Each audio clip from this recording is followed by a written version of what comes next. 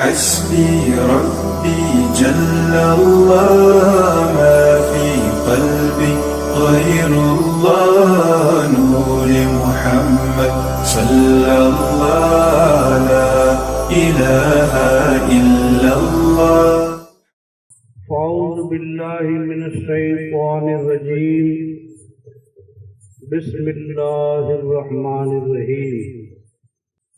يا أيها الذين آمنوا لا تتولوا قوما غضب الله عليهم قد يئسوا من الآخرة كما يئس الكفار من أصحاب القبور. صدق الله العظيم وبلغنا رسوله النبي الأمين الكريم.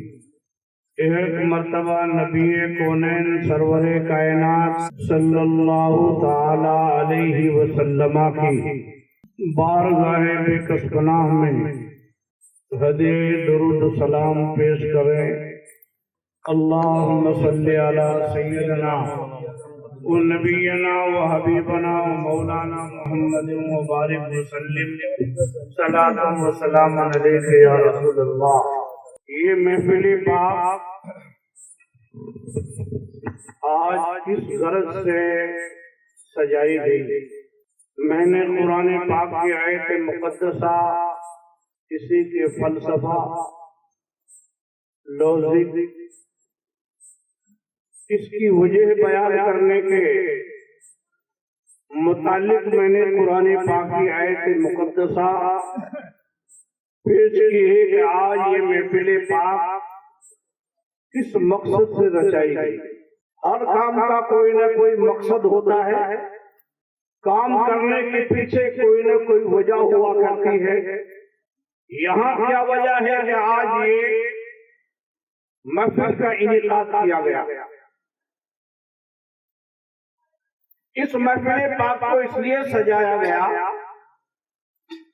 کہ مرنے والے مرحوم کے لیے ہم سارے لوگ مل کر دعا مانگیں، ان کی بخشش کی گہار اللہ تعالیٰ کی بارگاہ میں لگائیں. ہم میں سے کون نیک مومن کی دعا اللہ کی بارگاہ میں قبول ہو جائے تو مرحوم کا بیڑا پار ہو جائے. آپ یہ نہ سمجھیں کہ مولانا صاحب کے ماتھے پہ لکھ رہا ہے انہی کی دعا قبول ہوگی. ایسا نہیں ہے. سنسار میں کیسے کیسے نیک آدمی بستے ہیں جن نیک آدمیوں کے عمل کو خدا کے سوائے کوئی نہیں جانتا. وہ ایسا اچھا آدمی آج کی دعا میں شامل ہو گیا ہو تو ہو سکتا ہے اللہ تعالیٰ اس کی دعا کے عوض میں مرنے والے کی بخشش فرما دے. جماعت کی نماز کیوں پڑھی جاتی ہے؟ 4 ہی امام پڑھتا ہے، 4 ہی مقتدی پڑھتے ہیں، لیکن جماعت کی نماز کا رواج پیارے نبی نے اس لیے دیا کون نیک آدمی جماعت کی نماز میں شامل ہو جائے اس نیک آدمی کی برکت سے ہو سکتا ہے اللہ تعالیٰ سب نمازیوں کی نماز قبول فرما لے. یہ تیجا 10واں 20واں 40واں ششماہی برسی اس لیے کی جاتی ہے کہ کون نیک آدمی ان دعاؤں میں شامل ہو جائے اور کون کی برکت سے اللہ تعالیٰ کون کی مغفرت فرما دے. شیخ شادی شیرازی رحمت اللہ علیہ ارشاد فرماتے ہیں شنیدم کے در روز امید امید بدارا ببخشت نیکا کریم. میں نے سنا ہے کہ قیامت کے دن اللہ تعالیٰ بروں کو اچھوں کی معرفت بخش دے گا. جیسے یہاں ایک کمزور آدمی طاقتور کا سہارا لے کر اپنی زندگی کامیاب بنا لیتا ہے، ایسے ہی آخرت میں بھی بدکار لوگ نیکوں کی معرفت اللہ تعالیٰ ان کی مغفرت فرما دے. کیسے کیسے نیک آدمی اپنے سوچے हमने इसलिए आप लोगों को इनवाइट किया, साहिब खाना ने आपको इसलिए बुलाया, आप यहाँ इसलिए आपको दावत दी। यहाँ कोई शादी नहीं, या कोई ब्याह नहीं है, यहाँ कोई मंगनी का ऐसा इत्माम नहीं है, यहाँ तो सिर्फ दुआइया तकरीब रखी गई है। हम सारे मर्द औरत मिलकर मरने वाले के लिए दुआ मांगे। इसलिए हम अपनी जबान में फातिहा भी बोलते हैं, ये अरबी जबान का लफ्ज है। फातिहा कुरान शरीफ की आयत को बोलते हैं, क्योंकि मरने वालों के लिए कुछ पढ़कर बख्शना ये कुरान से भी साबित है और हदीस पाक से भी साबित है। ये तो आप कुरान की बात कर रहे हैं। इंसान की बख्शिश का सहारा तो आम आदमी की बोली भी उसकी अच्छाई की गवाह हो जाए तो अल्लाह ताला उन अच्छों की गवाही से भी उसको जन्नती बना देता है। सरकार फारूक आज़म रज़ी अल्लाह ताला अन्हु हदीस पाक बयान फरमाते हैं, एक जनाजा मेरे नबी के सामने गुजरा, सरकार ने इरशाद फरमाया वजबत। थोड़ी देर बाद में फिर दूसरा जनाजा गुजरा, आपने फिर फरमाया वजबत। सहाबाए किराम ने हुजूर की बारगाह में अर्ज़ की, या रसूल अल्लाह, आपने दोनों जनाजे के बारे में वजबत फरमाया, इसकी वजह क्या है? आपने इरशाद फरमाया पहले के लिए तो जन्नत वाजिब हो गई, दूसरे के लिए जहन्नम वाजिब हो गई। और वजह भी सरकार ने बयान फरमाई, कहा पहले की मौत पर लोग उसकी अच्छाई का जिक्र कर रहे थे, मरने वाला बहुत अच्छा था, और दूसरे की मौत पर उसकी बुराई कर रहे थे लोग कि मर गया तो अच्छा है। लोग इससे परेशान थे। कोई कुरान नहीं पढ़ा, कोई हदीस नहीं पढ़ी, कोई उनके लिए दुआ नहीं मांगी, सिर्फ अपनी मौत पर अच्छाई का गवाह छोड़कर गया। तो हदीस पाक में महबूब दावर ने इरशाद फरमाया कि अल्लाह ताला ने उसको जन्नत वाजिब फरमा दी है। लोगों, अपनी जिंदगी में अपनी अच्छाई का गवाह छोड़ जाओ, यही तुम्हारी जन्नती होने की निशानी है कि लोग तुम्हारी मौत के बाद में तुम्हारी अच्छाई का जिक्र करें। कुरान पढ़ना तो बहुत बुलंदो बाला है, आयतें पढ़ना तो बहुत बुलंदो बाला है, दुआएं तो बहुत बुलंदो बाला है। सिर्फ एक आम आदमी मरने वाले की अच्छाई का गवाह हो जाए तो अल्लाह के महबूब ने फरमाया, अल्लाह ताला ने उसके लिए जन्नत वाजिब फरमा दी है। अब दुआ में एक तकरीब रखी है कि कौन नेक मोमिन शामिल हो। ये अल्लाह ताला के जिम्मे करम पर है कि जिंदगी में किस नेक अमल से खुदा राजी हो जाए। आप यह सोचिए, घर में बड़ा पाकीज़ा आदमी हूँ, जिंदगी में कौन सा नेक अमल अल्लाह को भा जाए, वो तो लुत्ता नवाज है। जिंदगी की कौन सी अदा उसको पसंद आ जाए। आज भी अहादीस तैयबा इस बात की गवाह है। अल्लाह के महबूब सरवरे कायनात सल्लल्लाहु अलैहि वसल्लम के जमाने में एक ताइफा ये सरे राह से जा रही थी। एक कुत्ता प्यास की वजह से जबान कीचड़ में देख कर अपनी प्यास बुझाने की कोशिश कर रहा था। पानी नहीं, उस दलदल से थोड़ा पानी निकलता और जबान लगाता, अपने मन को तसल्ली देता कि भी ताइफा वहां से गुजर रही, इस मखलूक पर इसको प्यार आ रहा है। उसने अपना जूता निकाला और जूते मौजा था। उस जमाने में चमड़े के जुराब पहनते लोग। उस ताइफा को प्यार आया, रहम आया। एक मखलूक, एक कुत्ता बेचारा प्यास से कीचड़ चाट रहा है, उसने अपने मोजे में अपने लुगड़ी का किनारा बांध के कुएं में उतारा। उस जमाने में ऊंचे पानी थे, उसने अपना लुगड़ी का वो किनारा बांध कर और उससे पानी निकाल कर मोजे में और कुत्ते के मुंह में डाला। जान में जान आई। उस मखलूक पर प्यार करने से खुदा इतना राजी हुआ कि उस औरत को अल्लाह ने बुराई से तौबा करने की तौफीक दी। وہ بدکاری کرتی تھی، اپنا نفس خیر کے لیے پیسے کی عوض میں دیا کرتی تھی، اس سے توبہ کی، اور جب نامۂ اعمال بولے گئے تو اسی نیک عمل کی بنیاد پر اللہ نے تمام گناہوں پر معافی کا قلم پھیر دیا۔ ہم آنے والوں میں کون نیک آدمی جس کا عمل خدا کو بھا گیا اور اس نے ہاتھ اٹھا کر دعا مانگ دی، تو میرے محبوب کا فرمان ہے، رب تبارک و تعالیٰ کا ارشاد گرامی ہے، ان ربکم حی کریم یستحی عن عبدہ اذا رفع یدیہ ان یردہما صفرا۔ جب بندہ رب کی بارگاہ میں دعا مانگتا ہے وہ اتنا حیا فرماتا ہے، اٹھے ہوئے ہاتھوں کو واپس نہیں لوٹاتا ہے، دعا قبول ہو جاتی ہے۔ یہ الگ بات ہے، اس رب کو پتا ہے کہ دعا ہمارے لیے دنیا میں اچھی ہے، کہ اس دعا کا بینیفٹ ہمیں آخرت میں ملے گا، قبول ضرور ہوگی، لیکن یہ رب کی ذات پر منحصر ہے کہ یہ دعا ہمارے لیے یہاں نفع بخش ہوگی یا آخرت میں ہوگی۔ میرے نبی فرماتے ہیں جن لوگوں نے دعائیں مانگی ہیں اور ان کی دعائیں آخرت کے لیے مؤخر ہو گئی، دنیا میں وہ پوری نہ ہوئی، تو آخرت میں لوگ تمنا کریں گے، مولا کاش میری ایک بھی دعا دنیا میں قبول نہ ہوتی اور آج آخرت کے لیے مؤخر ہو جاتی تو مہینے حیات مجھے کام آتی ہے دعائیں۔ تو خدا جان جائے کہ کون سی دعا بندے کو سوٹ کرے گی۔ جیسے مثال دو،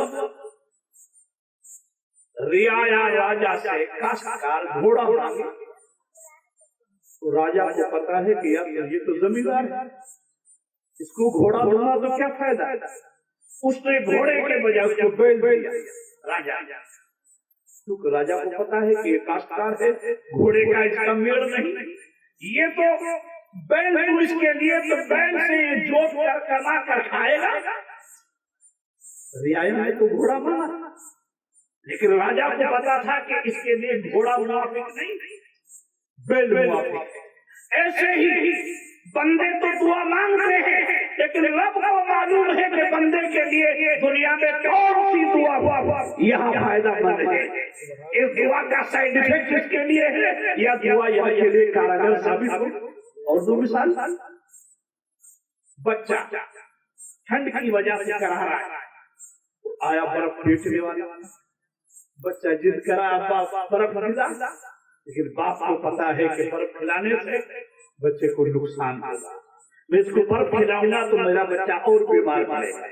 مانگنے والے تو مانگ لیا، بچہ تو ضد کر رہا ہے، اے ابا حضور یہ آواز آ رہی ہے برف بیچنے والے کی، مجھے برف کھلا دے، لیکن باپ کو پتا ہے کہ بیٹا برف کھائے گا تو یہ بجائے فائدہ کے نقصان کی منزل کی طرف جائے گا۔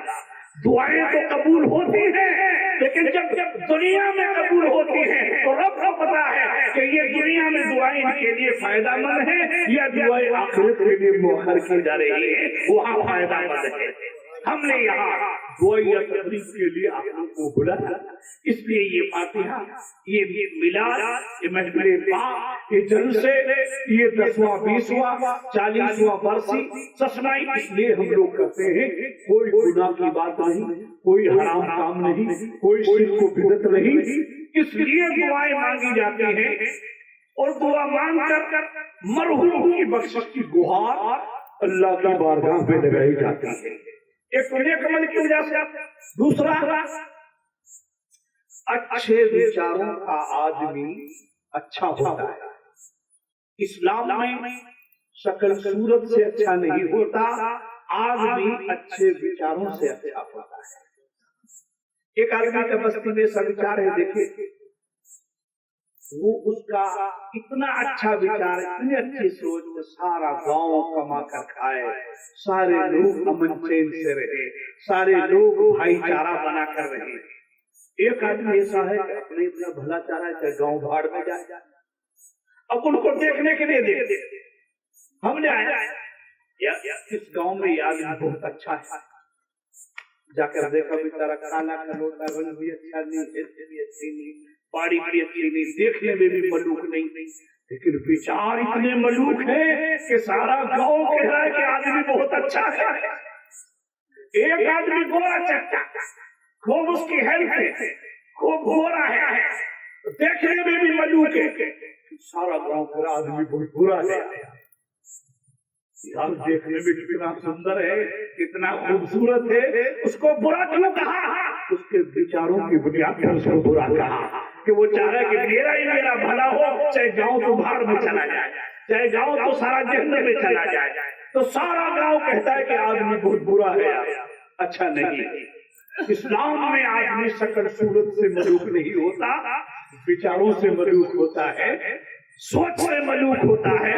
یہاں آنے والوں میں کوئی اچھے آدمی کی سوچ اچھی ہو کہ جاؤ محفل میلاد ہو رہی ہے، علماء آئیں گے، اچھی تقریر سنائیں گے، نصیحت کریں گے، ہو سکتا ہے دین کی بات کوئی میرے سے پلے پڑ جائے تو میری زندگی میں سدھار آ جائے۔ سب کے وچار الگ الگ، اب کون آدمی اچھے وچار کا شامل ہو جائے؟ اچھے وچار کے آدمی کی بنیاد پر اللہ تعالیٰ اپنی بارگاہ میں اس کو دعا کو قبول فرما لے۔ ساتھ کے ساتھ یہ بھی سن لو یار، تم یہی مت سوچ لینے کہ یار ہماری وجہ سے مردہ بخشا جا رہا ہے، کتنے مردے ایسے اچھے ہوتے ہیں کہ ان کی وجہ سے ہم گنہگار بھی بخش دیے جائے۔ میں اتنا پوتر ہوں یار، میرے آنے سے یہ بخشا گیا۔ تذکرۃ الصالحین ایک واقعہ لکھا ہے، ایک بستی میں ایک عورت جس کی اچھائی کی دھار پورے گاؤں میں، ہر گلی ہر محلے میں اس کی اچھائی کی خوشبو ہے، اچھائی کی مہک ہے، اس کے کردار کی نار ہے، اس کے عادت اور اطوار کی خوشبو ہے۔ اسی گاؤں میں ایک کفن چور اتفاق سے اس بیچاری کا انتقال ہو گیا۔ کفن چور کا یہی مشغلہ تھا، جنازوں کو جا کر وہاں کا موقع معائنہ دیکھتا، جب لوگ سارے سو جاتے قبر کھود کے اور کفن لے کر مارکیٹ میں سیل کرتا۔ یہ عورت مری تو اس کے جنازے میں بھی شامل ہو گیا موقع معائنہ دیکھنے کے لیے کہ کہاں اس کو دفن کیا جائے گا اور کہاں اپنے وچار میں اپنے جو میرے ارادے ہیں ان کو پورا کروں گا، اس کا دھندا تھا۔ یہ آدمی اس کے جنازے میں شامل ہوا، رات میں سب چین سے جب سو گئے اور پھاوڑا لے کر چلا اپنے ارادہ پورا کرنے کے لیے، قبر کو شک کرنے کے بعد کفن لینا چاہا، اللہ نے عورت کو زبان، اے جنتی آدمی، جنتی عورت کا کفن کیوں لے رہا ہے؟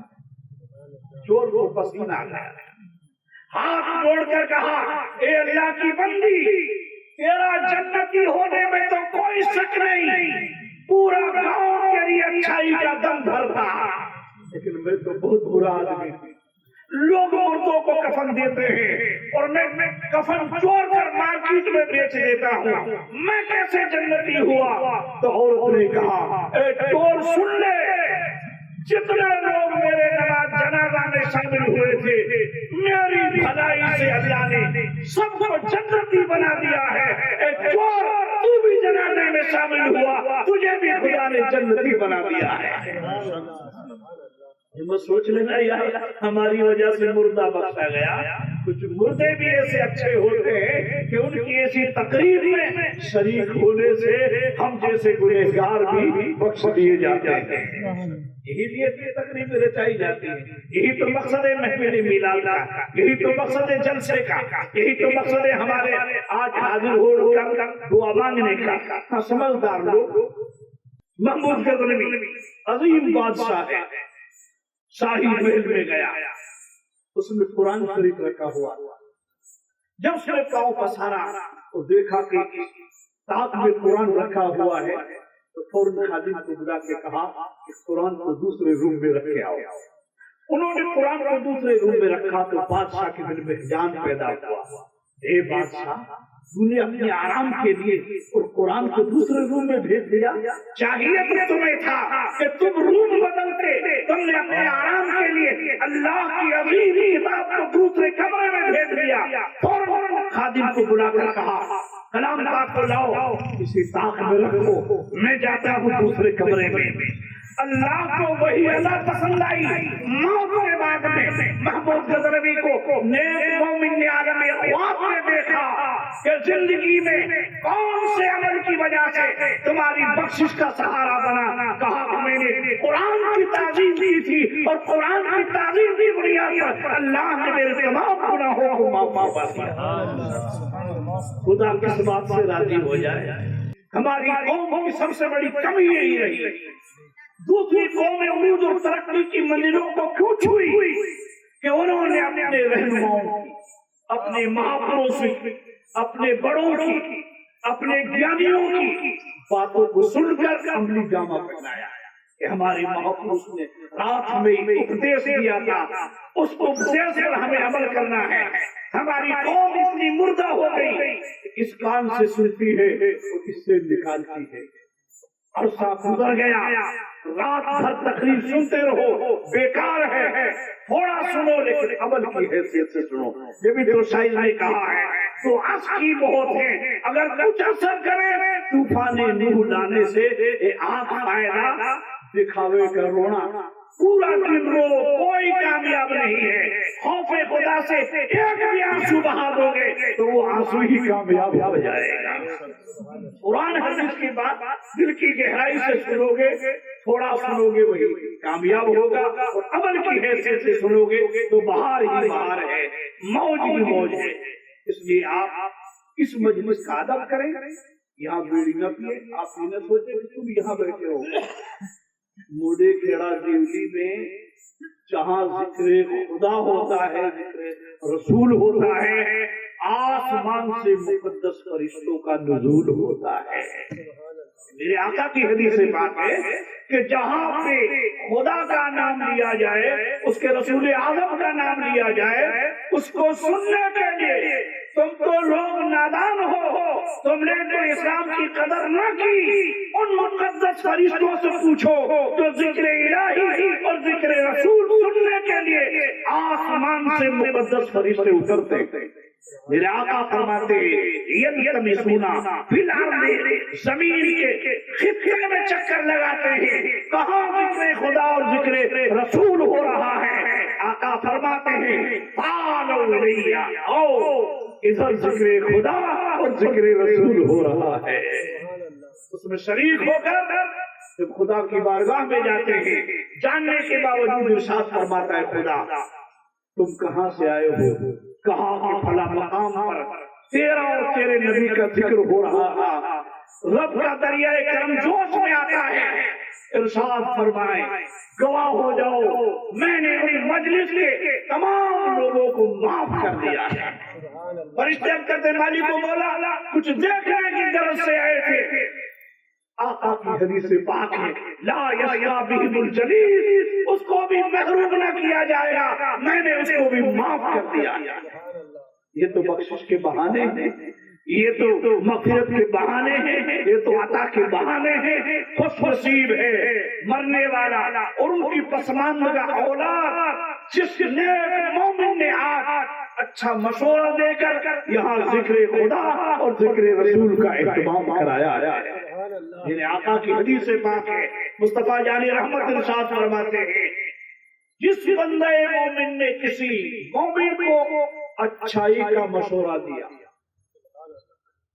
اور اس اچھائی پر لوگوں نے عمل کیا، اس تمام کا ثواب ان کو اپنی اپنی جگہ ملا، ان تمام کی مجموعی تعداد میں مل کر ثواب اللہ تعالیٰ اس بندے کو عطا فرمائے گا جس نے اچھائی کا مشورہ دیا ہے۔ ان کا کوئی ثواب کم نہیں ہوگا۔ مجھے وہ حدیث پاک یاد آئی علامہ قلبی نے لکھی تھی کہ دور میں جب آیت توبہ نازل ہوئی شیطانوں کا سردار رونے لگا، اس طرح رونے پیٹنے لگا کہ لوگوں آج قرآن میں اللہ نے ایسی آیت نازل فرمائی ہے کہ اب کوئی گنہگار سزا نہیں پائے گا، وہ سچی توبہ کر لے گا، خدا راضی ہو جائے گا، ان کے سارے گناہ معاف ہو جائیں گے۔ شیطان کی ذریت نے اپنے سردار سے اس نے کہا ایسی آیت مقدسہ نازل ہوئی ہے اور وہ اپنے سر پہ مٹی ڈالنے لگا کہ میں تو برباد ہو گیا. تب ذریت نے اس کو تسلی دی کہ گھبراؤ نہیں، انسانوں کو ہم توبہ کی طرف جانے نہیں دیں گے اور ان کو ایسا مگن کر دیں گے گناہوں میں کہ لوگ گناہ کو ندامت نہیں سمجھیں گے، گناہ کو لوگ فخر سمجھیں گے، اچھا سمجھیں گے، خوش ہوں گے گناہ کر کے. جیسے ڈی جے بیٹی ناچ رہی ہے، ماں ناچ رہی ہے، بہن ناچ رہی ہے، بیوی ناچ رہی ہے اور ماں باپ خوش ہو رہے، مگن ہو رہے. غیرت ختم ہو گئی، ایمان ختم ہو گیا، شرم مٹ گئی. آج میوات کے غیور مسلمانوں، آج تمہاری حیا اور شرم کہاں گئی کہ جب ڈی جے پر بیٹی ڈانس کرتی ہے اور تو بجائے خدا کے سامنے رونے کے اپنے دل میں خوشی محسوس کرتا ہے، اپنے دل میں خوشی کا احساس پیدا کرتا ہے. کیوں نہیں ہوا یہ بات؟ چاہیے تو ہمیں خدا کے سامنے رونا تھا کہ مولا میں نے برا کیا ہے، میں نے برائی میں حصہ لیا ہے، مولا میں زندگی میں کبھی برائی کی طرف پھر قدم نہ بڑھاؤں گا. روتے خدا کے سامنے، لیکن تم رونے کے بجائے فخر محسوس کر رہے ہو، اپنے دل کو خوش کر رہے ہو. یہ وہی شیطان کی بات یاد آئی، اس نے کہا کہ ہم لوگوں کو ایسی برائی کی طرف ملوث کر دیں گے کہ لوگ برائی کو برائی نہ سمجھیں گے، بجائے ندامت اور شرمندگی کے فخر محسوس کریں گے، خوش ہوں گے. آج ہو یہی رہا ہے، گناہ کر کے ہم بجائے شرمانے کے اور زیادہ راضی ہو رہے ہیں اور زیادہ فخر محسوس کر رہے ہیں. تمہیں ابھی کر رہا تھا آج یہ تقریب ہم نے رچائی، اس مجلس پاک کے ادب احترام کے بارے میں میں نے بتایا، تو میں یہ سوچا کہ آپ ایک ہی گھنٹہ مجھے دیں، مجھے کوئی ضرورت نہیں کہ آپ لوگوں کو رات بھر جگاؤں، رات بھر آپ لوگ جاگتے رہیں، ایسی کوئی ضرورت نہیں ہے. میں بہت قیمتی باتیں بہت تھوڑے سے وقت میں، جیسے ایک دریا کو کوزے میں سمیٹ دیا جائے، ایسے بہت ضروری باتیں آپ لوگوں کو موت کے تعلق سے بیان کروں گا. جیسا دسترخوان ویسا مہمان، جیسا مہمان آتا ہے اس کے لیے ویسے دسترخوان سجایا جاتا ہے. میرا اصول بھی ہوتا ہے کہ جیسا مجمع ہوتا ہے ویسے تقریر کرتا ہوں. آج کا مجمع موت کے تعلق سے ہے، تو موت و حیات میں جو باتیں ہمارے کام آتی ہیں ان موت و حیات کے مسائل آپ لوگوں کی بارگاہ تک میں پیش کرنے کے لیے حاضر آیا. میں اس محفل کے ادب کے بارے میں کہہ رہا تھا کہ آپ لوگ بیڑی نہ پیئے، کیونکہ یہاں فرشتوں کی آمد. ابھی تو سوچے کہ یار ہم چند آدمی بیٹھے ہیں، تم سے زیادہ یہاں مقدس فرشتوں کا نزول ہے. میرے آقا کی حدیث ہے بات. لیکن بیڑی ایک ایسی چیز ہے اس میں گن بہت، آدمی چھوڑتا نہیں ہے. بیڑی کا گن بتاؤں، بیڑی پینے والے کے گھر میں چور نہیں آتا، رات بھر کھس کھس کرتا ہے تو یا سے چور سمجھتا ہے جاگ رہا ہے. دوسرا گڑ بیڑی کا کیا ہے؟ بیڑی پینے والے کو سانپ نہیں کاٹتا، جلدی بڈھا ہو جاتا ہے لاٹھی لے لیتا ہے تو لاٹھی سے سانپ کو ڈر لگتا ہے. اب اتنے گن ہو تو کون چھوڑے اس کو یار. اللهم صل على سيدنا ونبينا وحبيبنا مولانا محمد وبارك وسلم صلاة وسلام عليك يا رسول الله صلاة وسلام عليك يا نبي الله. آج ہم نے یہ محفل پاک مثال ثواب کی رچائی. دیکھو زندگی میں آدمی اپنے لیے اچھائی کا ڈپوزٹ جمع کرے. جیسے ہم زندگی میں مارجن منی، بینک میں پیسہ اپنی عمر کے لیے کرتے ہیں کہ بڑھاپے میں یہ کام آئے گا، جب میں ہر طرح سے نکما ہو جاؤں گا تو پیسے کی معرفت اپنی میں زندگی گزاروں گا. ایک ہر آدمی کے ذہن ہوتا ہے، ہر آدمی کی ایک سوچ ہوتی ہے کہ اتنا ڈپوزٹ میرے پاس ہو جس سے میں اولاد کا محتاج بھی نہ رہوں اور میری زندگی آرام کے ساتھ گزرے. یہ ناپائیدار زندگی ہے جس کے لیے ہماری کتنی بڑی سوچ ہے، کتنا بڑا ہمارا گمان ہے، کتنا بڑا ہمارا شوق ہے، جبکہ پتہ نہیں ایک قدم کا بھی. شاعر نے کہہ بھی دیا آگاہ اپنی موت سے کوئی بشر نہیں، سامان 100 برس کا ہے کل کی خبر نہیں. شیخ جی کو فکر ہے ایک ایک کے 10 کیجئے، موت آ پہنچی کہ حضرت جان واپس کیجئے. ہم تو ایک 10 کرنے میں لگے ہوئے تھے، اتنے میں تو ملک الموت آ گیا کہ جان ہی دے دے، ایک 10 کا فکر چھوڑ دے۔ ہماری آپ کی حقیقت کیا ہے؟ جن کا سورج نکلنے سے سورج ڈوبنے تک حکومت کا جھنڈا پھاتا تھا، حکومت کا اعلان ہوتا تھا۔ آج تو کسی کی 2000 میل، کسی کی 3000 میل، کسی کی 4000 میل حکومت راجاؤں کی، پردھان منتریوں کی، اس کی کتنی تھی؟ سورج نکلنے اور سورج ڈوبنے تک۔ سکندر ذوالقرنین، یہ 2 مسلمانوں میں ہوئے اور 2 کافروں میں، جن کی سورج نکلنے سے اور سورج ڈوبنے تک حکومت رہی۔ سرکار سلیمان، سرکار سکندر ذوالقرنین، وہاں بخت نصر اور طالب، ان کی حکومت جہاں تک سورج نکلے اور ڈوبے وہاں تک ان کی حکومت کا چرچا۔ سکندر ذوالقرنین نے موت کے وقت میں وارثوں کو بلایا اور وارثین کو جمع کر کے کہا کہ لوگ میری موت سے زندگی کا ایک سبق لے کر جائیں۔ کہا کہ جب میرا جنازہ تیار ہو جائے تو کفن دونوں ہاتھ سے باہر کر دیے جائیں، شعر یہ میرے کفن پہ لکھا جائے، وہ سب سامان ملکی اور مالی تھے، سکندر جب گیا دنیا سے دونوں ہاتھ خالی تھے۔ ایسے سے بادشاہ ہم اور آپ اس کھیت کی مولی تھے، وہ بھی اس دنیا کو خیرآباد کر کے چلے گئے، وہ بھی اس دنیا کو چھوڑ کر چلے گئے۔ ہم کس طرح دنیاوی زندگی کے لیے اپنی پیسے کا ڈپوزٹ جمع کرتے ہیں، اپنی عمر کے لیے، اس آخرت کی زندگی کے لیے بھی نیکیوں کا ڈپوزٹ جمع کرو، جس زندگی کا ایک دن قرآن نے بیان فرما دیا۔ اس زندگی کا تو کوئی پتہ نہیں، اس کے لیے تو مکان بھی، دکان بھی، گھومنے کے لیے سواری بھی، عیش و عشرت کے آرام کے لیے پوری زندگی ہم گزار دیتے ہیں، جبکہ 1 منٹ کی گارنٹی کار نہیں جینے کی۔ لیکن وہاں تو آخرت کا ایک دن قرآن نے بیان فرما دیا، کان مقدارہ 50 الف، لوگوں آخرت کا پہلا دن ہی 50,000 سال کا ہے۔ کون ہے جو قرآن کی بات کا انکار کر سکے؟ یہ قرآن میں رب نے فرمایا ہے کہ آخرت کا پہلا دن 50,000 سال کا ہوگا۔ پورے مسلمانوں کا وثوق اور اعتماد اور یقین ہے، قول محمد قول خدا، فرمان نہ بدلا جائے گا، بدلے گا زمانہ لاکھ مگر قرآن نہ بدلا جائے گا۔ ہم تمام مسلمانوں کا اس پر یقین ہے کہ قرآن میں جو رب نے فرما دیا ہے وہ بعین ہی ہو کر رہے گا۔ ہماری آنکھ دیکھنے کے باوجود جھوٹی ہو جائے لیکن قرآن کا فرمان جھوٹا نہیں ہو سکتا۔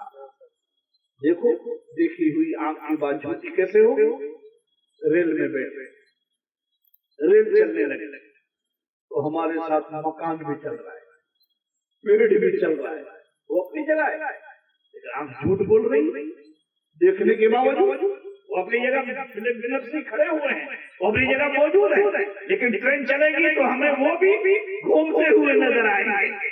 ہماری آنکھ جھوٹی ہو جائے دیکھنے کے باوجود، لیکن قرآن کا فرمان جھوٹا نہیں ہو سکتا۔ یہ تمام مسلمانوں کا متفقہ فیصلہ ہے۔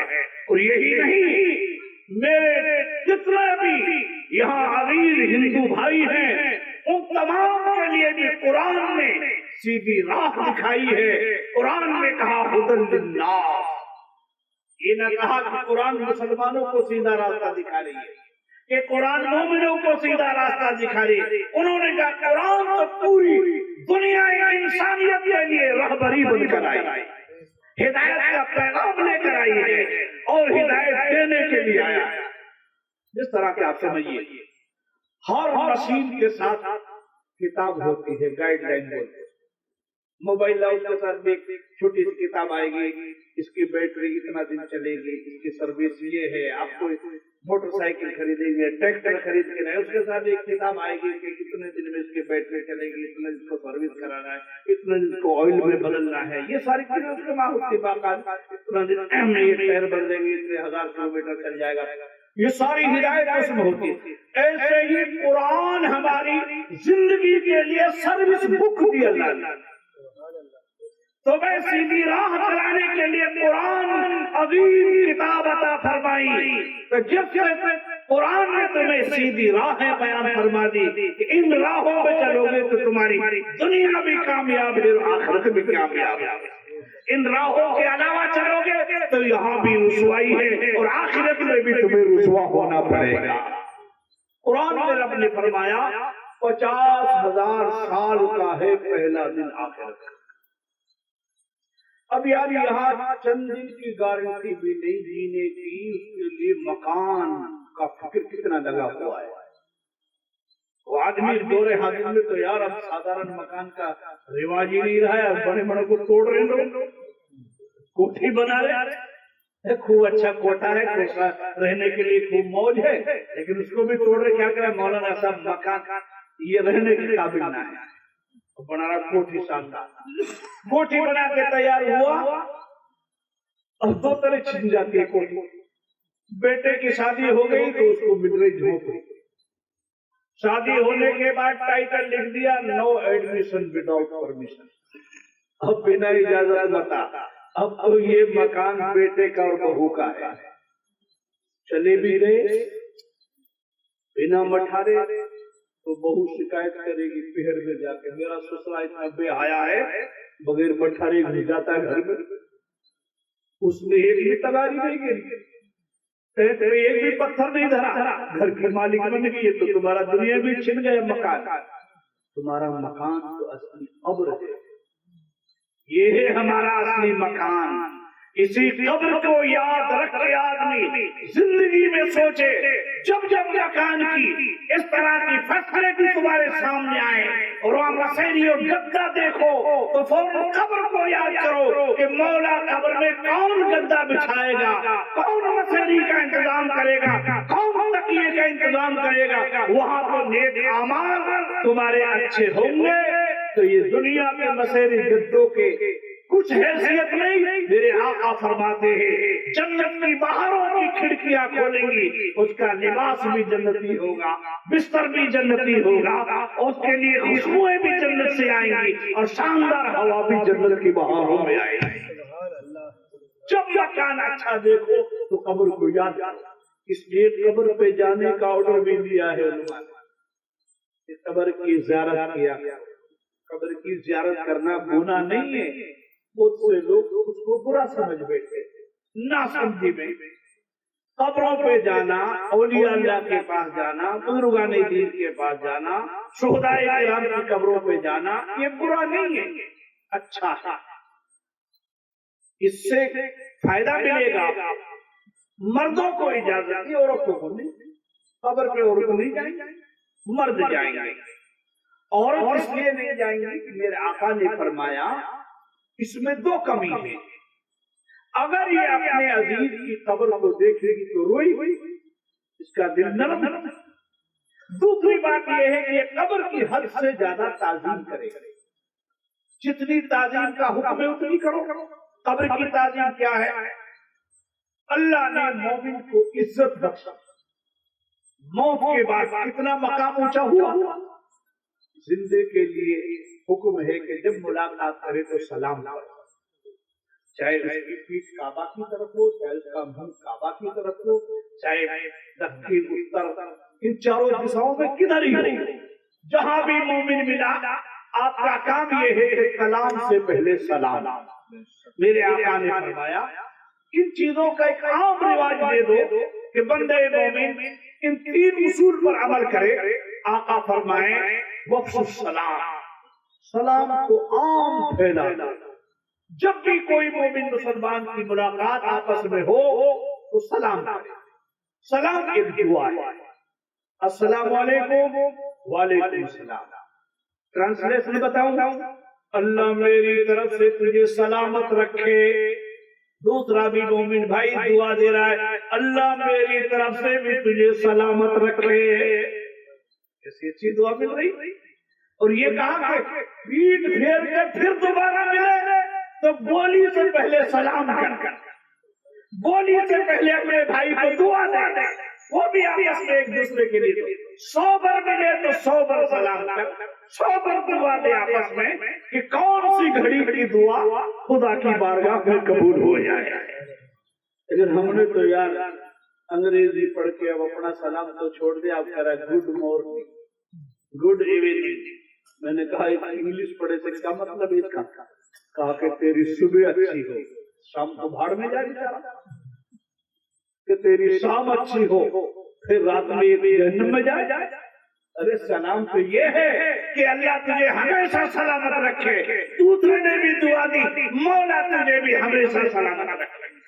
لیکن یہ تو اپنا سلام چھوڑ کے غیروں کا سلام دے رہا ہے, جس میں صبح تو ہے سلامتی اور شام کو چاہے بھاڑ میں. یہ ہے دعا جس میں ایسی دعا دے دی کہ کوئی قید ہی نہیں ہے کہ ہمیشہ تجھے خدا سلامت رکھے. دوسرے نے بھی کہہ دیا میری طرف سے بھی خدا تجھے ہمیشہ سلامت رکھے. آقا فرماتے دوسری بات, وافو اللحا, داڑھی بڑھاؤ, اس سواری بات مجھے چھوٹی کرو. مخالف المشرکین ان کی مخالفت کریں کہ یہ ہمارے بھائی ہیں, وہ داڑھی کٹواتے ہیں, مجھ بڑھاتے ہیں. آپ لوگوں کو لے دیا کہ مجھے پست کرو, داڑھی بڑھاؤ.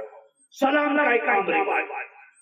اب زندے کے لیے کوئی قید نہیں, لیکن مردہ مسلمان مل گیا, قبر مل گئی تو قانون ہی بدل گیا.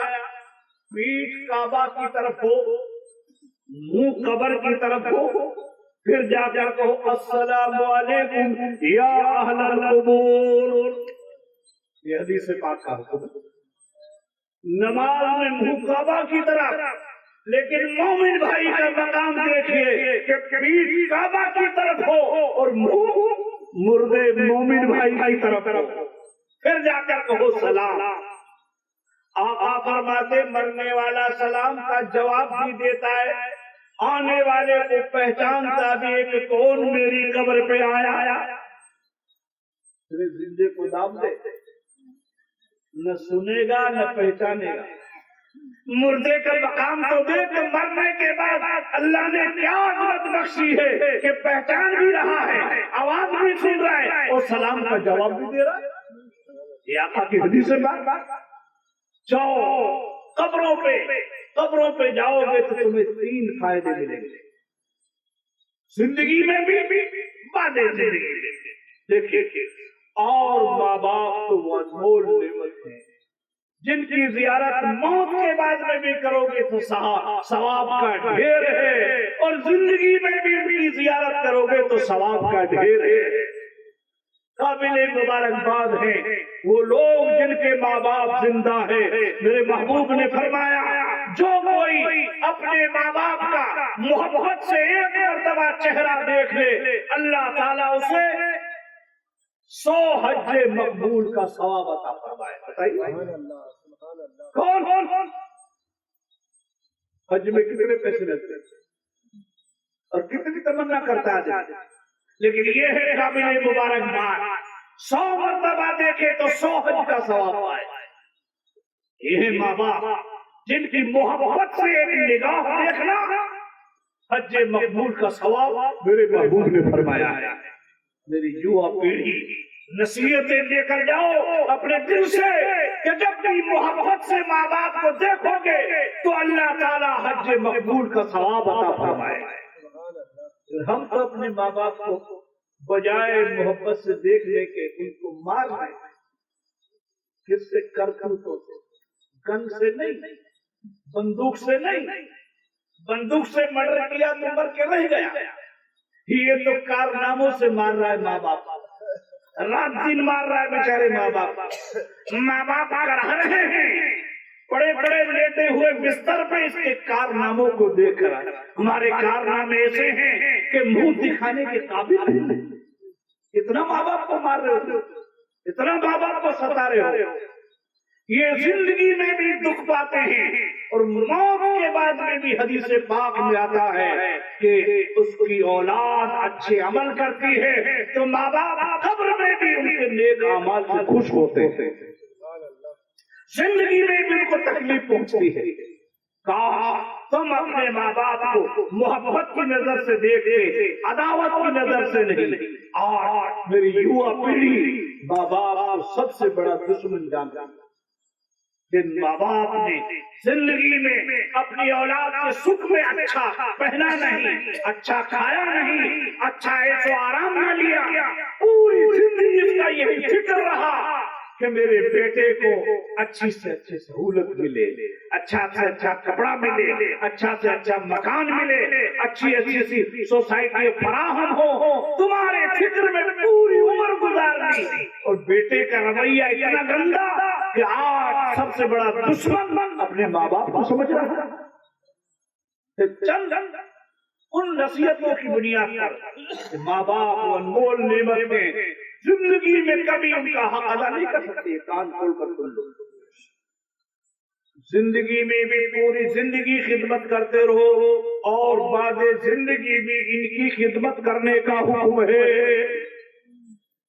کہو گے یار مولانا صاحب زندگی تو خدمت سمجھ میں آ گئی، کپڑا نہیں تو باپ کو کپڑا لا کے دے، کھانا نہیں ہے تو کھانا دے، بستر نہیں ہے تو بستر لا کے دے، بیمار پڑ جائے تو اس کی عیادت کر، اس کی بیمارداری کر، ڈاکٹر پہ لا کر علاج معالجہ کر اس کا، یہ کام۔ لیکن موت کے بعد کیا ہے؟ وہاں خدمت کیسے ہو؟ یہ تو زندگی کی خدمت ہے، اور اس خدمت کا صلہ اللہ کے محبوب نے عبادت کے برابر بیان فرمایا ہے۔ یہی نہیں کہ آپ مسجد میں رات دن تسبیح گھماتے رہیں، لوگوں ماں باپ کی خدمت کرنا بھی عبادت میرے محبوب نے فرمایا ہے۔ یہی نہیں کہ آپ رات دن تسبیح گھماتے رہیں، رات دن تسبیح پڑھتے رہیں اور ماں باپ کے حقوق ادا نہ کریں۔ کل قیامت میں میرے محبوب کا اعلان سنو، صحابہ سے سرکار نے فرمایا، مفلس کی تعریف پوچھی تو صحابہ نے عرض کیا کہ یا رسول اللہ، ہم تو مفلس اسے کہتے ہیں جس کے پاس پیسہ نہیں ہو، پراپرٹی نہیں ہو، جائیداد نہ ہو، بینک بیلنس نہ ہو اس کے پاس۔ میرے آقا نے فرمایا یہ مفلس نہیں، قیامت میں مفلس آدمی وہ ہوگا جو نمازیں بھی لے کے آئے گا، روزے بھی لے کے آئے گا، زکات حج بھی لے کے آئے گا، تسبیحات بھی لے کے آئے گا، لیکن ماں کا حق ادا نہ کیا، باپ کا حق ادا نہ کیا، اپنے بڑے کا حق ادا نہ کیا، پڑوسی کا حق ادا نہ کیا، وہ تمام نیکیاں حق والے لے کر چلے جائیں گے اور وہ فقیر کا فقیر رہ جائے گا۔ والدین بابا پوری زندگی خدمت کرتے رہو، ان کا حق ادا نہیں کر سکتی۔ میرے محبوب نے صرف 2 ہی بول میں پورا مسئلہ حل کر دیا۔ مرد پر سب سے زیادہ حق اس کی ماں کا اور عورت پر سب سے زیادہ حق اس کے پتی کا۔ پوری زندگی یہ ان کی خدمت کرتے رہے جو زندگی میں کبھی حق ادا نہیں کر سکتے۔ ماں کا پوری عمر گزار، ایک ہی واقعہ بتاؤ تو آپ کو احساس پیدا ہوگا کہ ہاں ماں کا مقام کتنا اونچا ہے۔ تبلیغ جماعت کے پاس ایک کتاب ہے، اس کتاب کا نام ہے فضائل اعمال۔ انہوں نے فضائل حج میں ایک واقعہ لکھا، ایک آدمی نے اپنی ماں کو کاندھے پہ بٹھا کے اور طواف کعبہ کے ساتھ چکر، طواف عربی میں بولتے ہیں، ہم اپنی زبان میں چکر بولتے ہیں، اس زمانے میں بھی طواف کرایا ان کے نبی میں۔ جب وہاں پورا علاقہ پتھریلا، مکہ میں بھومیگت زمین میں بھی پہاڑ، اوپر بھی پہاڑ، ہمارے یہاں تو 250 فٹ پہ، کہیں 200 فٹ پہ، کہیں 300 فٹ پہ، کہیں 150 فٹ پہ نیچے پہاڑ ہے، اور وہاں پھاوڑا مارو تو پہاڑ ہی مٹی ہے، بھومیگت بھی، زمین میں بھی، زمین کے اوپر۔ اس زمانے میں انہیں اتنا پیدل چل کے طواف کعبہ کرایا، پاؤں میں چھالے پڑے اور چھالوں میں پانی بہنے لگا. ایسا علاقہ یہ سہولت نہیں. آج تو حکومت نے اتنا شاندار انتظام کر دیا کہ کعبہ کے ارد گرد میں اٹلی کا پتھر لگایا ہے. جب ٹمپریچر وہاں 50 48 49 ہوتا ہے جب بھی وہ پتھر ٹھنڈا رہتا ہے. ایسی خاصیت ہے. مالدار حکومت وہاں کی پورے میں ایسی لگا رکھی مطاف میں جہاں حاجی لوگ چکر لگاتے ہیں. اتنا شاندار وہ پتھر ہے کہ پاؤں پھرتے ہیں. ایسے موقع پر بھی جب 49-50 ٹمپریچر ہوتا ہے پانی ابلنے لگ جائے. اس زمانے کی بات کر رہا ہوں جب پورا کچھ نہیں وہاں, پہاڑ پتھریلا, پاؤں بھی چھالے پڑ گئے, بہنے لگا پانی. جب 7واں چکر لگایا تو دل میں خیال کیا کہ اب تو میں نے اپنی ماں کا حق ادا کر دیا ہوگا. مولانا زکریا لکھتے اپنی کتاب میں کہ اس کو حاتم غیب نے آواز دی, نادان ابھی تو ماں کا حق ایک رات کا بھی ادا نہیں ہوا کہ کڑاکے کی سردی میں جب تم نے پیشاب کیا تھا ماں گیلے بستر میں سوئی تھی اور تجھے سوکھے بستر میں سلایا تھا. تو زندگی کی بات کر رہا ہے, یہاں ایک رات کا حق بھی ادا نہیں ہوا ہے. ماں وہ انمول نعمت ہے جس کی پوری زندگی خدمت کرے گا تو اس کے حق کو کوئی ادا نہیں کر سکتا. یہی تو وہ ماں ہے جب آنچل اٹھا کر تمہارے لیے دعا مانگتی ہے تو اس کی دعا باب اجابت کو ٹکراتی ہے. میرے محبوب نے فرمایا ماں کی دعائیں اولاد کے حق میں اس طرح قبول ہوتی ہے جس طرح نبیوں کی دعائیں امت کے حق میں قبول ہوتی ہے. مت جاؤ دنیا, مت جاؤ علماء اور شیخان اعظام کے پاس, آؤ ماں کے پاس گزارش کرو اور ماں سے کہو ماں میرا کام بگڑ رہا ہے, رات میں تہجد میں میرے لیے دعا کر دے, میرا کام بن جائے گا. ماں جب ہاتھ اٹھا کر دعا مانگے گی تو لوگوں تمہارے بگڑے کام سنور جائے گا. لیکن ماں بھی تو وہ ہو جو ماں تہجد گزار ہو. ان ماؤں کی دعائیں کیا لگیں گی جو مائیں بچے کو لیٹے لیٹے دودھ پلا کر فلم دیکھ رہی ہے. ان کا ماحول تو یہ ہے آج دور حاضر میں ہاتھ میں ریموٹ ہے, من چاہے چینل چلا کر اڑیا فلم دیکھ رہی ہے. ان ماؤں کی دعا کا یہ نتیجہ ہے جن ماؤں نے اخلاق و کردار سے زندگی گزاری, ان کے آنچل کے صدقے میں لوگوں نے دعائیں مانگی تو ان کی بارگاہ خدا کی بارگاہ میں ان کے اس آنچل سے اللہ نے باران رحمت کا نزول فرمایا. نظام الدین محبوب الہی کی ماں دلی کے تمام لوگ آپ کی بارگاہ میں آ کر گزارش کرتے ہیں کہ آج پوری دلی پانی کی وجہ سے تراہی کر رہی ہے. اے نظام الدین محبوب الہی دعا فرمائے باران رحمت کا نزول ہو. اپنے ایک ماں کے دوپٹے کو لے کر بغل میں دبا کر اور پورے چٹیل میدان میں لوگوں کو بلا کر دعا مانگے, ہاتھ اٹھا کر اس آنچل کے صدقے میں دعا مانگی. اتنے ہاتھ نیچے کرنے تھے اتنے باران رحمت کا نزول ہونے لگا. لوگوں نے پوچھا حضور یہ کپڑا کیا ہے؟ تو نے کہا کہ میری ماں کا دوپٹہ ہے. میری ماں نے زندگی میں کبھی سر کے بالوں کو کبھی آسمان کے چہرے کے لیے نہ دکھایا, سورج کی کرنوں نے کبھی نہ دیکھا. وہ مائیں جو سر پہ دوپٹہ نہیں رکھتی ان کی دعا بارگاہ خدا میں کیسے قبول ہو؟ قبول انہی ماؤں کی ہوگی جو تہجد میں اپنی نسلوں کے لیے دعا مانگتی ہے تو اللہ تعالیٰ ان کے اٹھے ہوئے ہاتھ اس کی بارگاہ میں قبول ہوتے ہیں اور ہمارے بگڑے کام بن جاتے ہیں. میں اب کہہ رہا تھا کہ زندگی میں بھی خدمت کرو بابا کا, زندگی کی خدمت تو سمجھ میں آ گئی. ٹائم تو میرا ہو گیا لیکن میں حدیث پوری کر دیتا ہوں. اللهم صل على سيدنا ونبينا وحبيبنا مولانا محمد وبارك وسلم صلاة وسلام عليك يا رسول اللہ. ایک گھنٹہ میں بولتا ہوں لیکن آپ جی لگا کے سن رہے ہیں تو پوری حدیث کر دیتا ہوں. یہ زندگی کی خدمت تو سمجھ میں آئی سب کے, یہ کام عبادت کے برابر ہے. آپ نے باپ کو کھانا دیا، کپڑا دیا، ان کی خدمت کی، تیمارداری کی، عبادت کے برابر ثواب. کم نہ سمجھے، بہت سے کام عبادت کے. ہم نے دیکھا ہوگا بس میں لکھا تھا کرم ہی پوجا ہے. مطلب کام ہی عبادت ہے، کام ہی تپسیا ہے، کام ہی بندگی ہے، کام ہی یہ عبادت ہے. یہ ہے وہ کام جس کام کو عبادت کے برابر بیان کروایا ہے. میرے آقا مصطفیٰ جانی رحمت کے ساتھ فرماتے ان نظروا الی وجہ والدہ عبادت. لوگوں ماں باپ کا چہرہ دیکھنا عبادت. الجلسۃ فی مجلس العلماء، عالم کی مجلس میں بیٹھنا عبادت. النظر الی کعبۃ المکرمہ عبادت، لوگوں کعبہ دیکھنا عبادت. پھر محبوب نے فرمایا یہ آپس میں کام ہے جو عبادت کے برابر ہے. کام کرو گے تو ان کو عبادت کے برابر ثواب ملے گا. یہ تو ماں کے لیے ہے، باپ کے لیے ہے. ان کی خدمت زندگی میں کریں، اپنے سے بہتر، اپنے سے جتنی سہولت فراہم ہو یہ پوری زندگی میں ان کے لیے کریں. صرف اس بات کو سمجھ کر کہ انہوں نے ہماری سہولت کے لیے اپنی پوری زندگی کا سکھ چین تیاگ دیا.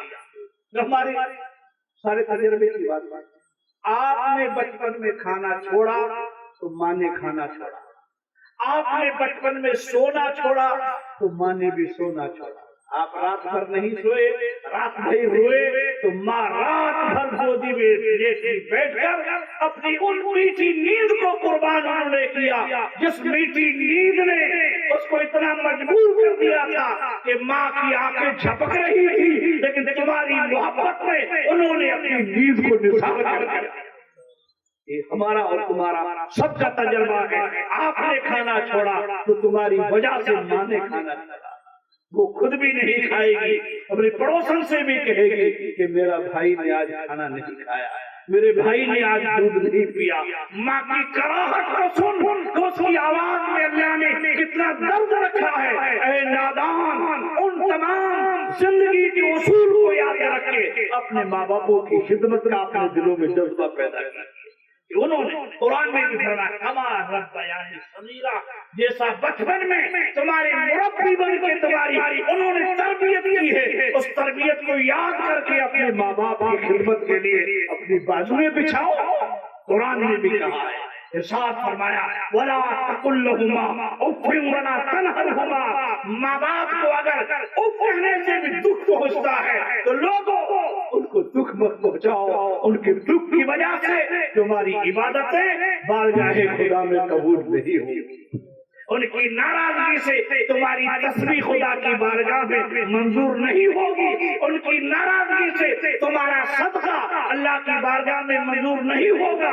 ان کی ناراضگی سے تمہاری تپسیا اور بندگی تمہارے منہ پر مار دی جائے گی. میرے آقا ارشاد فرماتے ہیں رضا الوالد فی رضا الوالد و سخط الوالد فی سخط الوالد. اللہ نے اپنی رضامندی کو ماں باپ کی رضامندی میں رکھ دیا ہے، اپنی ناراضگی کو اللہ نے ماں باپ کی ناراضگی میں رکھ دیا ہے.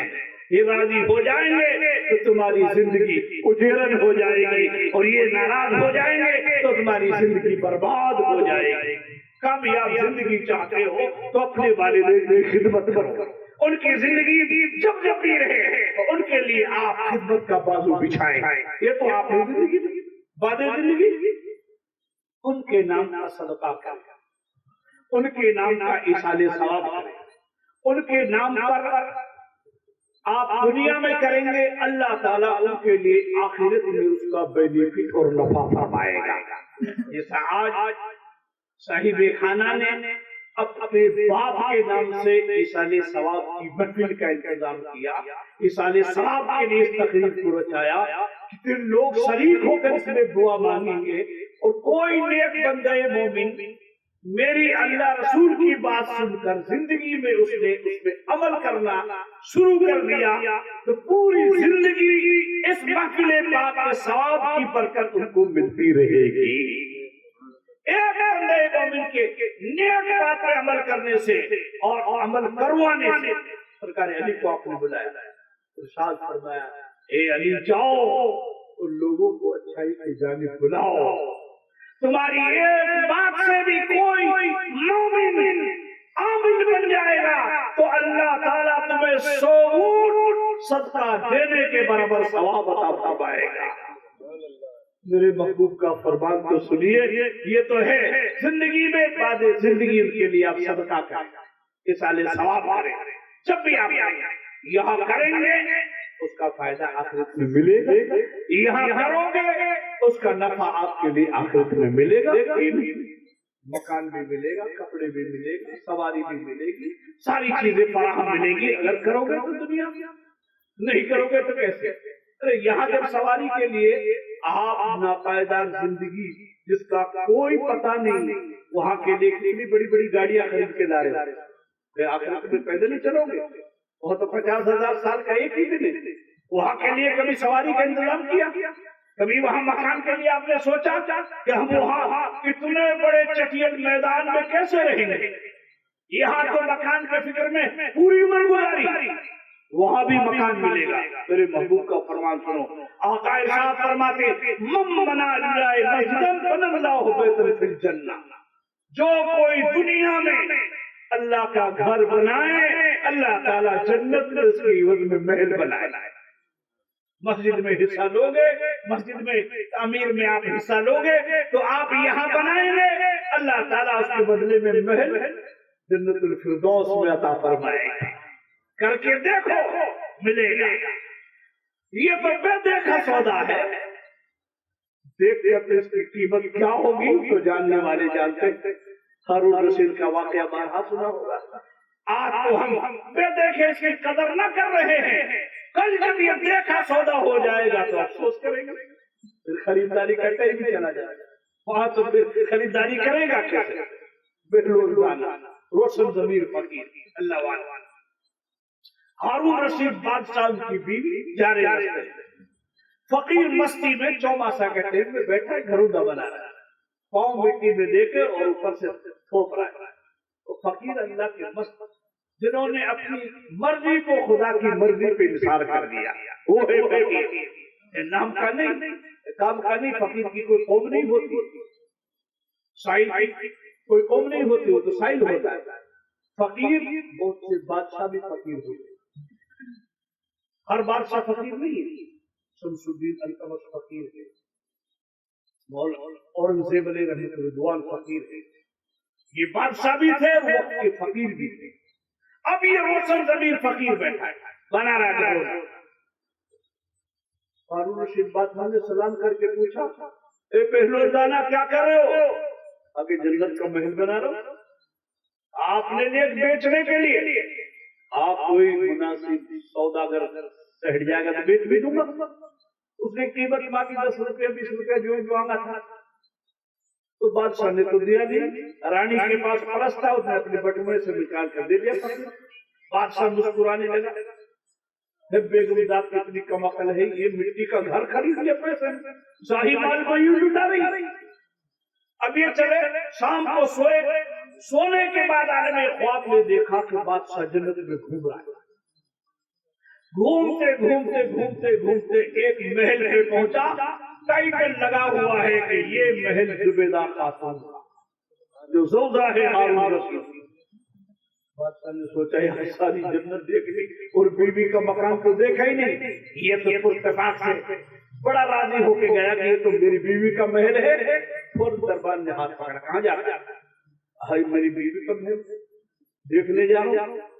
کہا کہ یہ دنیا کا نظام دنیا میں ہے، یہاں تو جو خریدے گا وہ رہے گا۔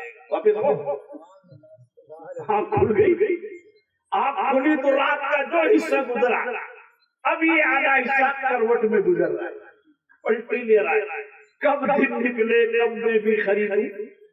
دوسرے دن پھر گئے، آج فقیر مستی میں وہی کام کر رہا ہے۔ کہا پرتفاق سے کل جو دیا تھا سودا پیسہ رکھ کے گیا، فوراً بادشاہ نے سلام کیا، کہا کہ اے روشن ضمیر فقیر کیا کر رہے ہو؟ کہا کہ جنت کا محل بنا رہا ہوں، بیچنے کے لیے یا خود کے لیے؟ کہا کہ مناسب سوداگر ٹکرائے گا تو سودا بھی کر دوں گا۔ کیا قیمت ہے اس کی؟ کہا جتنی تیری بادشاہ ایسی 7 بادشاہت اس کی قیمت۔ بادشاہ نے کہا یار تم نے تو بلیک میل میں ہندوستان کے بڑی بھی پھیل کر دی، کل تو کیا قیمت تھی اور آج 7 بار صدمہ کا کل بے دے کا سودا تھا اور آج دے کر سودا ہوا ہے. تو رو گے بات آخرت میں تو خریدا ہی نہیں جائے گا. خریدنے کا سمے تو یہ ہے, وقت تو یہاں ہے, وہاں دیکھیں گے تو روئیں گے. افسوس کے سوا کچھ نہیں ہوگا, اور ایسا افسوس ہوگا کہ زندگی میں بہت سے افسوس ان کا تو بدل ہے, لیکن یہ ایسا افسوس ہے کہ زندگی گنوا دو گے, آخرت میں جاؤ گے تو کوئی بدل ہی نہیں. ایسا پچھتاوا کسی کا تو رہتا ہے, کچھ دن پچھتاوا, سیزن پچھتاوا, عمر پچھتاوا, یہ عمر کے بعد میں بھی پچھتانا پڑے گا. بتاؤں پچھتاوے کیسے ہوتے ہیں؟ کبھی سیزن ہار جاتا ہے نا آدمی, اگے تھی آج بہوں گا یار, آج سال تو سارا زمیندار اگے تھی میں فائدہ لے گا, 25 دن انتظار کرے کہ کب آئے پیاز کا سیزن. اب تو سارے گاؤں سے پہلے بہوں گا, 1 سال تک پچھتائے گا بیچارہ. سیزن ہار جاتا ہے نا, ایک عمر پر پچھتاتا ہے. میاں بیوی کے تعلقات اچھے نہیں جڑتے, جوتے ڈال بٹتی ہے تو وہ بیچارہ عمر پر پچھتاتا ہے, رو رہا ہے, عمر بھر روئے گا. اور یہ عمر بعد عمر بھی روئے گا. آخرت میں کوئی پچھتاوا کا بدل ہی نہیں. وہاں تو دیکھے گا کہ جس بندے مومن نے ایک مرتبہ لا الہ الا اللہ محمد رسول اللہ سچے من سے پڑھ لیا, 7 آسمان زمین ایک طرف اور کلمہ لا الہ الا اللہ محمد رسول اللہ کا ثواب ہے. یار مولانا صاحب کی بات عقل میں نہیں آتی, اتنی بولی, اتنا کلمہ, یہ 7 آسمان زمین کا وزن. دو سمپل سی مثال, گاؤں میں 2 طرح کے آدمی ہوتے, محلے میں 2 طرح کے آدمی ہوتے. ایک نے کہا کہ کل یہ کرنا ہے, کسی نے سنی نہیں, اور جس ٹھونڈا کے چلتے دکھایا کل گاؤں میں یہ کام کرنا ہے, تو پورے محلے میں کرنٹ سا دوڑ گیا, سب پنجوں کے بل کھڑے ہو گئے. بات ایک ہی ہے, کہنے والے 2 ہیں, ایک ہی میں وزن ہی نہیں, کوئی کہانی نہیں دھر رہا ہے, اور ایک ہی میں پنجوں کے بل کھڑے ہو گئے. ارے لوگوں, جب آدمی کی بولی میں اتنا وزن ہے تو کلمہ تو اللہ کی بولی ہے, اس میں کیوں نہیں وزن ہوگا کہ 7 آسمان زمین ایک طرف ہو اور کلمہ لا الہ الا اللہ محمد رسول اللہ ایک طرف. رو کے بعد تو لوگوں آخرت میں ماں باپ کے لیے ذخیرہ جمع کرنے کے لیے زندگی میں ان کی خدمت یہ کہ ان کے لیے صدقہ کرو, اور تم بھی اپنے لیے مکان بناؤ تو اپنے لیے مکان بناؤ, مسجدوں میں حصہ لو, اپنے لیے سواری پیدا کرو. یہاں اسکارپیو میں گھوم رہے ہو, آخرت میں سواری چاہتے ہو تو میرے آقا فرماتے تھے شمینو دہایا ینا متاعکم الصراط, لوگوں قربانی کے جانوروں کو موٹا تازہ کرو, قیامت میں یہ سواریاں بنائے جائیں گے پل صراط پر.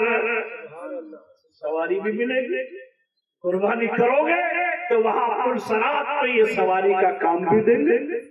میرے آقا فرماتے لباس بھی ملے گا. کوئی غریب مومن مسلمان دیکھا آپ نے تن ڈھک دیا, میرے محبوب کا فرمان ہے اللہ تعالیٰ اس کے عوض میں جنتی لباس عطا فرمائے گا. لباس بھی ملے گا, لیکن کرو گے جبھی تو ملے گا.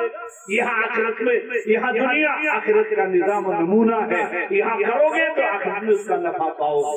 اس مرحوم کے لیے آج اصال ثواب کی تقریب رکھی ہے. میں نے حدیث پاک پیش کی کہ قبر پہ جانا 3 فائدہ ہے. جب قبر پہ جاؤ گے تو میرے محبوب نے فرمایا وہ تذکر الآخرہ, لوگوں آخرت یاد آئے گی جب بھی قبر پہ جاؤ گے. کہ دنیا کا تو جھگڑا جھوٹا ہے, حقیقی زندگی تو آخرت کی زندگی ہے. دوسرا فائدہ میرے آقا فرماتے ہیں تدرون, آدمی کی آنکھ روئے گی قبر کو دیکھ کر, مولا تیرا کرم ہو جائے تو یہ مل جائے. کتنے لوگ تو اس سے بھی محروم رہ گئے, کوئی جانور کھا گیا, کوئی آگ میں جل گیا, کوئی پانی میں ڈوب گیا. پاکستان میں آیا سیلاب, اتنی لاشیں زمین ہو گئی, کوئی کفن نہیں, کوئی دفن نہیں, کتنوں کو جانور کھا گئے. جب قبر پہ جاؤ گے تو رو گے مولا تیرا کرم ہو جائے تو یہ بھی نصیب والوں کو ملتی ہے, کتنے تو اس سے بھی محروم رہ جاتے ہیں. آقا فرماتے تیسرا فائدہ قبر پہ لوگوں ملے گا قدمولین، تمہاری آنکھ روئے گی قبر کو دیکھ کر کہ عارضی مکان تو ایسا بنایا جس میں ساری چیزوں کی موج کی مولا، اس مکان کے لیے کوئی تیاری نہ ہوئی، کون لائٹ، کون پنکھا، کون گد مسیری، کون گدے کا یہاں انتظام کرے گا؟ یہ تو اندھیری کوٹری بخشر و کیڑوں کا گھر ہے۔ اپنے ماں باپ کی قبروں پہ جاؤ، اولیاء اللہ کی قبروں پہ جاؤ، بزرگان دین کی قبروں پہ جاؤ، کوئی منع نہیں ہے۔ کچھ لوگ اس پر الٹا گمراہ کر کے آپ لوگوں کو ایسی چیزوں سے روکتے، وہ خود اس کے مطلب کو نہیں سمجھ پا رہے ہیں، اس کے نفع کو سمجھ نہیں پا رہے ہیں۔ ان کی اس بولی سے ہماری درگاہیں، ہمارے مقبرے، ہمارے تکیے اور ہماری اچھی جہاں پر وہ بزرگان دین آرام فرما ہے، غیروں کا قبضہ ہو گیا۔ جب مولانا کھڑے ہو کر تقریر کرے گا کہ قبر پہ جانا حرام ہے تو کون جائے گا؟ تم نے چھوڑا، غیروں نے پکڑا، اب رو رہے ہیں۔ مولانا صاحب وہاں قبضہ ہو گیا، شیر پور میں قبضہ ہو گیا، گھاسولی میں قبضہ ہو گیا۔ ارے نادان، جب نہیں جاؤ گے تو غیر تو جائیں گے، ان کو تو فائدہ لینا ہی لینا ہے۔ اللہ والوں سے دنیا میں بھی فائدہ مل جاتا ہے، اور جب دنیا سے وہ آرام کرتے ہیں اپنی قبروں میں، نفع لینے والوں کو وہاں بھی نفع ملتا ہے۔ انہیں کی کتاب سے بتاؤں، امداد اللہ مہاجر مکی رحمۃ اللہ علیہ، ان کے پیر خواجہ نور محمد چشتی یہ بیمار پڑے تو کہا کہ گھر جانا لے چلو اپنے وطن۔ وہاں وطن لے گئے، وہاں وطن لے جانے کے بعد انہوں نے حافظ سامن کو بلایا، بلانے کے بعد میں کہا کہ میرا ارادہ تو کچھ اور تھا، لیکن مشیت الہی کو کچھ اور ہی منظور ہے۔ انہوں نے سوچا کہ پیر صاحب تو دنیا سے جا رہے، انہوں نے کہا کہ بیٹا رو مت، فقیر سے جیسے دنیا میں فائدہ ملتا تھا ایسے ہی بعد موت بھی فائدہ ملتا رہے گا۔ یہ تو امداد المشتاق کی کتاب ہے جو لوگ منع کرتے ہیں۔ اپنی کتاب کا ثبوت لوگ کہ اپنی علم کی دھاک بیان کر رہے ہیں، انہی کے پیر، انہی کے روشن ضمیر فقیر کے تذکرہ یہ دیا ہے کہ فقیر کو جیسے زندگی میں فائدہ ملے گا ایسے ہی ان کی قبر سے بھی تمہیں فائدہ ملتا رہے گا۔ اللہ والوں سے فیض یہاں دنیا میں ملتا ہے، ہو لینے والا۔ یہ تو ہماری کمی ہے کہ ہمارے اندر عقیدت، محبت، انسیت وہ لگاؤ ہی ختم ہو گئے۔ اللہ تعالیٰ مرحوم کی قبر میں اپنی رحمتوں کی بارش عطا فرمائے۔